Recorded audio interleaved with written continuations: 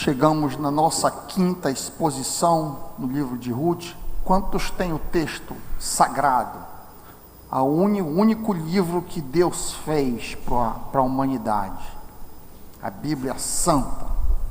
Eu quero te encorajar a sempre trazer a tua Bíblia, marcar a tua Bíblia, riscar a tua Bíblia e acompanhar cuidadosamente aquilo que a palavra do Senhor diz ao teu coração. Hoje, na sequência, nós vamos examinar ainda o capítulo 1, os versículos 11 a 14. Ruth, capítulo 1, versículos 11 a 14. Acompanha, deixa a tua Bíblia no teu colo e acompanha, eu leio a partir da Ara. Porém, Noemi disse: voltai, minhas filhas, por que iríeis comigo? Tenho eu ainda no ventre filhos, para que vos sejam por maridos? Tornai, filhas minhas, ide-vos embora, porque sou velha demais para ter marido, ainda quando eu dissesse: tenho esperança, ainda que esta noite tivesse marido e houvesse filhos, esperá-los-ieis até que viessem a ser grandes?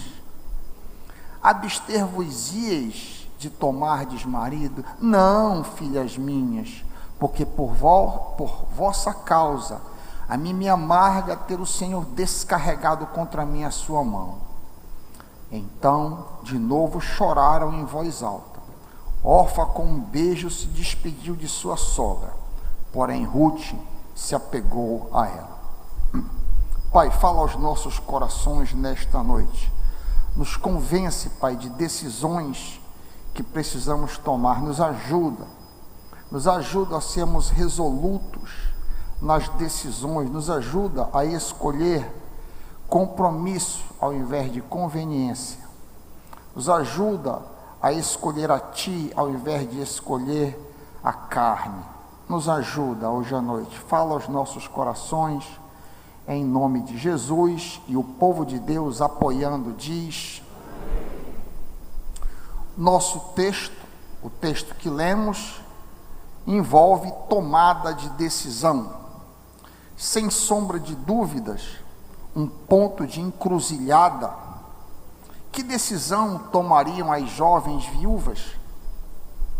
Após as moças Orfa e Ruth terem perdido seus maridos, sua sogra, já também viúva, decide voltar a ajudar seu país de origem.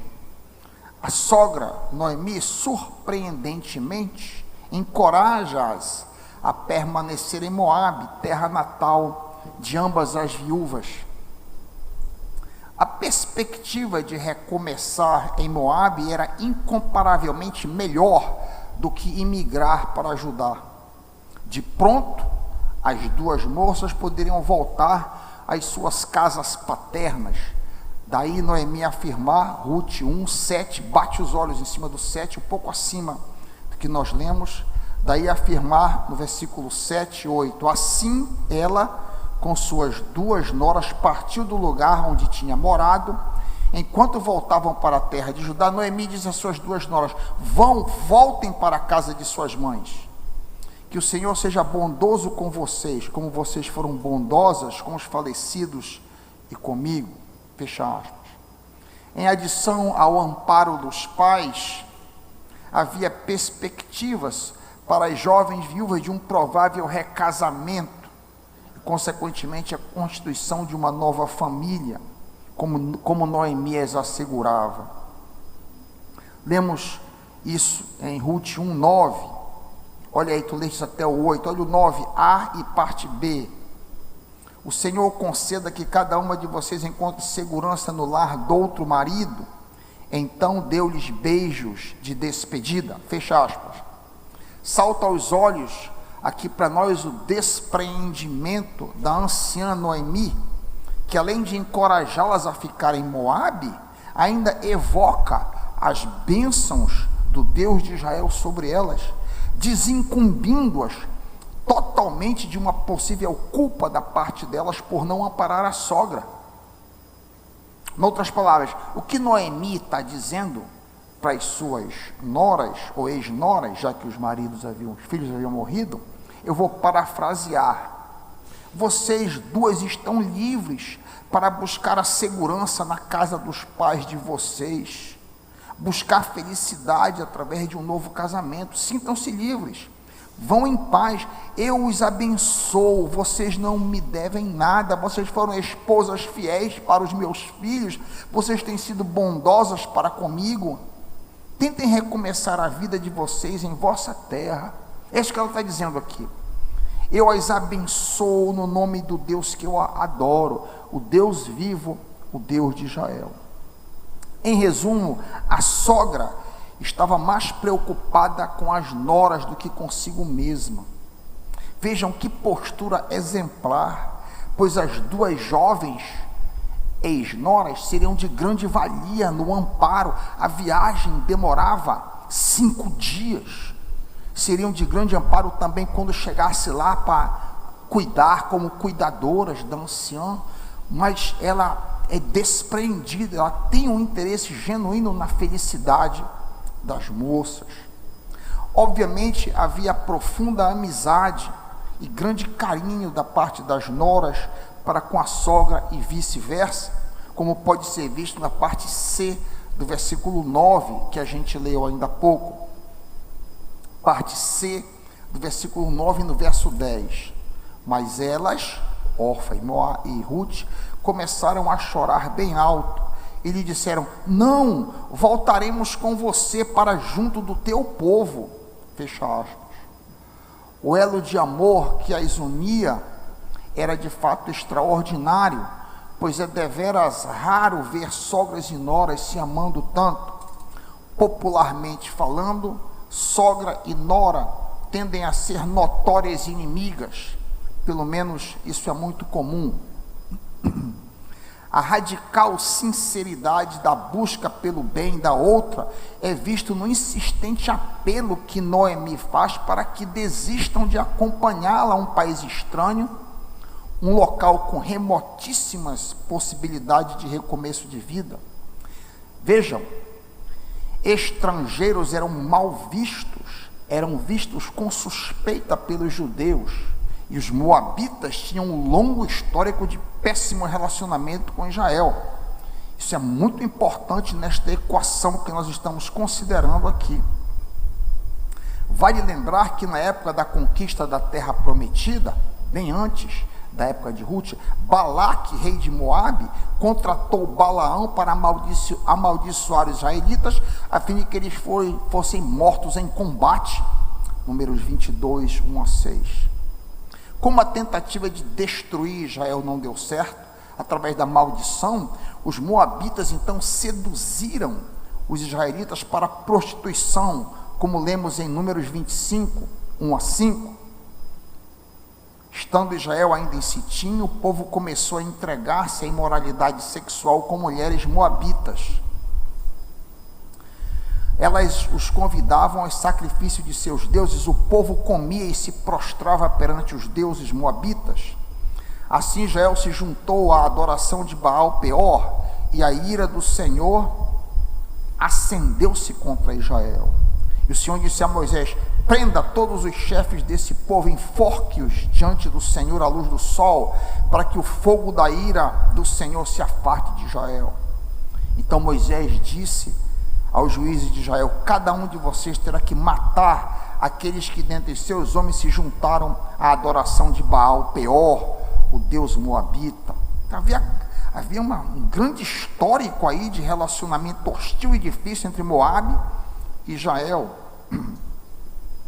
Além desse histórico de hostilidade, nós devemos recordar que os moabitas faziam saques e incursões no território de Israel, como vemos, por exemplo, em Juízes 3, 12 a 14. Juízes 3, 12 a 14. Mais uma vez, os israelitas fizeram o que o Senhor reprova, e por isso o Senhor deu a Eglon, rei de Moabe, poder sobre Israel. Conseguindo uma aliança com os amonitas e com os amalequitas, Eglon, rei, veio e derrotou Israel e conquistou a cidade das palmeiras. Os israelitas ficaram sob domínio de Eglon, rei de Moabe, durante 18 anos. Um panorama das tensões entre os dois povos, o povo de Moabe e o povo de Israel. Resumindo, Orfa e Ruth estavam indo para um país que havia tido vários entraves com os moabitas. Embora Israel e Moabe estivessem em paz nos dias de Noemi, havia todo esse histórico de animosidade mútua. A sogra Noemi era sabedora de prováveis dificuldades de adaptação e improvável recomeço de vida social e familiar para as duas moças. Por causa disso, ela insiste ainda outra vez. Versículo 11 a 12, lê comigo outra vez. Voltem, minhas filhas, voltem. Por que vocês iriam comigo? Eu leio aqui da NVI agora. Poderia eu ainda ter filhos que viessem a ser seus maridos? Voltem, minhas filhas. Vão, eu sou velha demais para ter outro marido. E mesmo que eu pensasse que ainda há esperança para mim, ainda que eu me casasse hoje à noite, e depois desse à luz filhos, iriam vocês esperar até que eles crescessem? Ficariam vocês sem se casar à espera deles? De jeito nenhum, minhas filhas. Neste texto, vemos que Noemi faz forte dissuasão de qualquer esperança futura, de acordo com a seguinte lógica: eu não tenho como garantir que teria outros filhos para ser vossos maridos, segundo a lei do levirato. E aqui, muito importante esse contexto histórico do Oriente Médio. Segundo a lei do levirato, descrito em Deuteronômio 25, 5 a 10, eu não teria essa possibilidade. Esse é o pano de fundo que está em jogo aqui nas palavras de Noemi, a sogra das moças. Deuteronômio 25, se você quiser acompanhar comigo, deixa um dedo aí em Ruth, recua um pouquinho. Lá está o primeiro exemplar de lei de levirato na lei de Moisés, porque a lei do levirato é muito antiga. Você já vê traços dela em Gênesis. O caso de Onã, por exemplo, o caso de Tamar, vocês lembram? Aquilo é resquício da lei do levirato. Mas muito bem, aqui em Deuteronômio 25, 5 em diante, lemos: se dois irmãos morarem juntos e um deles morrer sem deixar filhos, a sua viúva, está aqui, não se casará com alguém fora da família. O irmão do marido se casará com ela e cumprirá com ela o dever de cunhado. Mas que dever é esse, você pergunta? O primeiro filho que ela tiver levará o nome do irmão falecido, para que seu nome não seja apagado de Israel. Se todavia ele não quiser casar-se com a mulher de seu irmão, ela irá aos líderes do lugar, à porta da cidade, e dirá: o irmão do meu marido está se recusando a dar continuidade ao nome de seu irmão em Israel. Ele não quer cumprir comigo seu dever de cunhado. Os líderes da cidade o convocarão e conversarão com ele. Se ele insistir em dizer: não quero me casar com ela, a viúva do seu irmão se aproximará dele na presença dos líderes, tirará uma das sandálias dele, cuspirá no seu rosto e dirá: é isso que se faz com o homem que não perpetua a descendência do seu irmão. Está aqui o ponto central. Está aqui o ponto central, para que o nome da pessoa, a descendência, a linhagem da pessoa não desaparecesse. Isso que se faz com quem não perpetua a descendência do seu irmão. E a descendência daquele homem será conhecida em Israel como família do descalçado. A lei do levirato é algo extremamente estranha, extremamente esquisita à nossa cultura cristã ocidental, obviamente. Ela visava pelo menos 3 coisas. Eu já disse isso aqui, vou voltar a bater nisso aqui quando a gente chegar com Boaz, caso clássico do remidor que exerce a lei do levirato, mas vale a pena repetir. A lei do levirato envolvia pelo menos 3 pontos centrais, que eu quero resumir. Em primeiro lugar, a manutenção da linhagem do homem que havia morrido sem filhos, como nós lemos agora em Deuteronômio 5-10. Em segundo lugar, a lei também buscava manter o patrimônio intacto de cada família. O patrimônio territorial de uma família não deveria passar para outra família, como reza explicitamente Números 36, 7 e 8. Nenhuma herança em Israel poderá passar de uma tribo para outra, pois todos os israelitas manterão as terras das tribos que herdaram de seus antepassados. Toda filha que herdar terras em qualquer tribo israelita se casará com alguém da mesma clã de seu pai, para que cada israelita possua a herança de seus antepassados. O patrimônio da família estava em grande risco quando havia casamentos com outra tribo. Daí a lei do Levirato forçar isso aí para que o patrimônio fosse protegido. Em terceiro e último lugar, esta lei tentava assegurar proteção para viúvas sem filhos homens, que pudessem posteriormente prover sustento e proteção futura para a viúva. A situação de uma mulher em Israel sem um homem era muito difícil. Multiplica por 1000 as dificuldades. Nós vivemos em uma sociedade que tem polícia, que tem uma série de elementos que protegem a pessoa mais desprovida, tem INSS, tem uma série de coisas. Uma mulher sem nenhum homem em casa, uma viúva completamente desprovida de um filho, ela era um alvo fácil de pessoas que pudessem se aproveitar dela pela força do braço. O Levirato visava justamente criar um amparo legal ao redor de mulheres desprotegidas. No caso da aplicação do Levirato a Ruth e Orfa por um parente mais distante, já que havia membros da família de Elimeleque vivos, Noemi parece considerar muito improvável, sendo ambas moabitas. Na bondosa providência divina, isso será exatamente o que vai terminar acontecendo com Ruth e Boaz, que nós veremos mais à frente dos nossos estudos. Veremos isso no capítulo 4, 9 e 10. Esse final feliz aí ninguém antecipava, ninguém sabia disso. O que nos interessa hoje à noite é a situação presente. O que importa hoje à noite não é nada do desenrolar. Esse negócio, quando a gente já sabe o final da história, fica tudo muito fácil. O que me interessa para ti é a situação da absoluta desesperança para Ruth e Orfa, caso ambas insistissem em voltar com Noemi para Israel. De maneira geral, restaria a elas duas possibilidades: servidão, ser serva, ser escrava de alguma forma, ser escrava, ser serva, ser colheitadora, ou prostituição no novo país. A angústia de Noemi com relação ao futuro das noras é vividamente descrita na parte final do verso 13, 1:13. Para mim, é isso, é 1:13. Para mim, eu leio aqui a NVI porque a área é bastante obscura. Para mim é mais amargo do que para vocês, pois a mão do Senhor voltou-se contra mim. O luto, as perdas, as incertezas futuras dessa senhora, a dor, a sua agonia era pior para ela do que para as noras, pois ela de alguma maneira se sentia culpada da sorte das noras, porque ela e o seu marido e sua família haviam deixado Israel.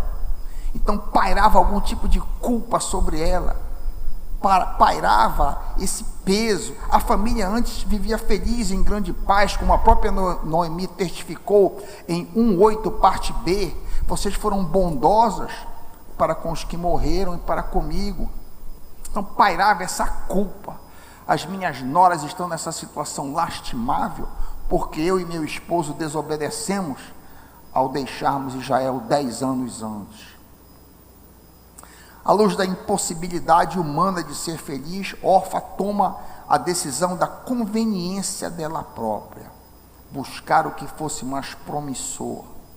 Ela decide retornar a Moabe, como lemos no versículo 14, acompanha comigo. Então de novo choraram em alta voz. Orfa com um beijo se despediu de sua sogra. A possibilidade e conveniência de um recomeço em sua terra, um novo marido e um futuro melhor, humanamente falando, levou Orfa a voltar a seu povo e a seus deuses, como Noemi diz. O principal deus dos moabitas era Camus, ou Quemos, em algumas traduções, cuja adoração envolvia inclusive infanticídio, matar bebês. A confiança no Deus de Israel, no Deus vivo, não foi suficiente para afastá-la definitivamente do paganismo. Honrar a Deus acima de tudo e todos não foi a decisão última, para ser redundante, não foi a decisão cabal de Orfa. No final das contas, a felicidade pessoal acabou ganhando a vez. Isso aqui é crucial nessa palavra. Depois de muita agonia, depois de muita luta para ir com a sogra, em última instância, a felicidade pessoal teve a palavra da vez. Que tipo de conveniência ganha a vez em nossas vidas, mesmo depois que aceitamos Cristo? É mais conveniente para mim assinar aquele documento que me promove do que honrar a Jesus? A minha felicidade pessoal não acaba ganhando vez em situações que me ameaçam? Não deveria eu desistir de orar por uma situação aparentemente impossível, pois não vejo resultado algum há muitos anos? Cristo me manda orar e nunca desistir, mas seguir tal comando me incomoda, atrapalha, me desgasta. Continuar neste casamento difícil não seria inconveniente demais para mim, embora o divórcio desonre a Jesus? A minha felicidade pessoal não acaba ganhando a vez em situações que me ameaçam? Continuar testemunhando de Cristo na escola, no trabalho, está sendo muito inconveniente. Será que não chegou o momento de desistir, embora tal desistência desonre a Jesus? Ao longo de minha vida, eu mesmo tenho tido que tomar decisões que envolviam seguir meus próprios sonhos e desejos ou honrar a Deus, custasse quanto custasse. Fazer a vontade de Deus é o caminho de todo verdadeiro crente, embora nessa escolha ele possa arriscar a felicidade até jogá-la na lata do lixo. Quando eu recebi o mais atraente convite de minha vida, a possibilidade de trabalho dos meus sonhos nos Estados Unidos, eu resolvi dar as costas para essa possibilidade, pois entendi que aquela não era a vontade de Deus para mim. Voltei para o Brasil, estive desempregado por um ano, me senti um tanto humilhado, sofri tremenda depressão, até que recebi um convite ao seminário para trabalhar em 2005. Durante todo este período, embora eu estivesse passando por um tempo duríssimo, eu achava que eu estava fazendo a vontade de Deus. A longo prazo, minha fé em Deus se manteve firme e me galardoou tremendamente. Olhando para trás, eu não trocaria ter passado a última década da vida dos meus pais ao lado deles e tê-los apoiado nas doenças e tribulações pela realização pessoal de qualquer sonho. Para que eu enxergasse isso tudo, foi necessário muita paciência, mas no final, no frigir dos ovos, valeu a pena, valeu demais. De fato e de verdade, nenhum crente acha a felicidade pessoal almejada fora da vontade de Cristo. Escolher o que é conveniente, ao invés de se comprometer com Jesus, só traz infelicidade, falta de paz e frustração no frigir dos ovos. A viúva órfã, em última instância, tomou a decisão de buscar felicidade à sua maneira, embora isso fosse contrário ao que ela sabia ser o certo. A Bíblia não mostra que destino ela eventualmente tomou. Ruth, por outro lado, no momento da encruzilhada fatal, arrisca tudo em honra a Deus, em detrimento de sua possível felicidade. Orfa foi esquecida após apostatar, Ruth é lembrada como exemplo de mulher que aposta no Senhor e é recompensada. Orfa escolheu conveniência ao invés de compromisso. Ruth escolheu compromisso ao invés de conveniência. Jesus ensinou que todo aquele que não morre para os seus desejos não pode ser discípulo dele. Jesus ensinou, Jesus foi enfático. Poderia ser mais claro: não pode ser meu discípulo. É muito claro.